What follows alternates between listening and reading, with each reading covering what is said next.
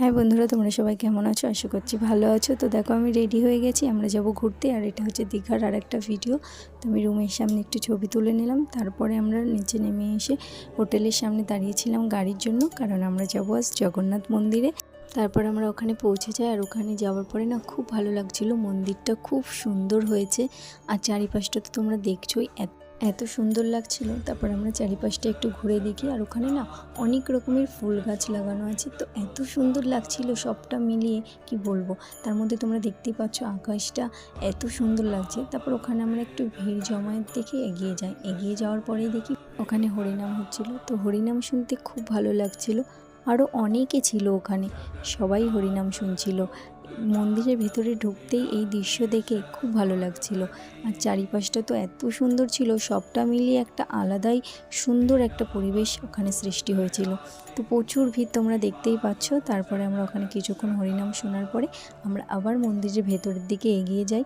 তারপর এখানে আমরা কয়েকটা ছবি তুলি। তারপর আবার আস্তে আস্তে মন্দিরের দিকে এগিয়ে যাই। তো দেখতে পাচ্ছ কত ভিড়, অনেক মানুষ গেছিলো জগন্নাথ মন্দির দর্শনে।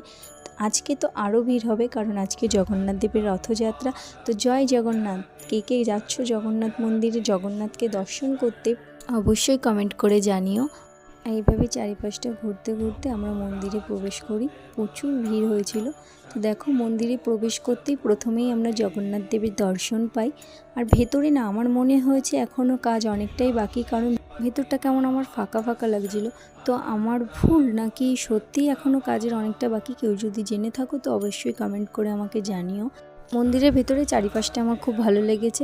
তারপর এই মন্দিরের থেকেই আর একটা মন্দির দেখা যাচ্ছিল। তো আমরা ওই মন্দিরটা দেখার জন্য যখন বেরোই, তখন পাশেই দেখি একটা ছোট্ট পদ্ম পুকুর রয়েছে। পদ্ম পুকুরটা না খুব সুন্দর লাগছিল। আর দেখো, চারিপাশে সবাই বসেছিল, ওখানে খুব হাওয়া হচ্ছিল, ঠান্ডা একটা হাওয়া আসছিল, এত ভালো লাগছিল। তো আমার ভাই একটু এগিয়ে গিয়ে দেখছিল আর আমি ভিডিও করছিলাম। আমারও মনে হচ্ছিল ওখানে একটু কিছু সময় বসে থাকি, কারণ খুব ভালো লাগছিল আমার ওই ভেতরটায়, ওই পদ্ম পুকুরের পাশে।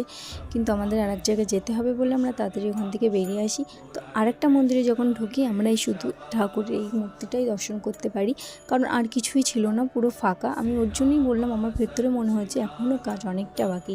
তো এখান থেকে আরেকটা মন্দির এই মন্দিরটাও খুব সুন্দর লাগছিল, চারিপাশটাও খুব ভালো লাগছিল।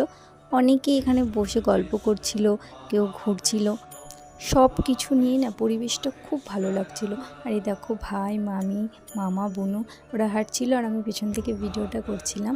তো আমরা উপরে আস্তে আস্তে সিঁড়ি বেয়ে উপরে উঠি এবং এই মন্দিরটার ভিতরে ঢুকি। খুব সুন্দর লাগছিল ভেতরে ঢোকার পর। আর আমার এই মন্দিরটাই বেশি ভালো লেগেছে। তো দেখো,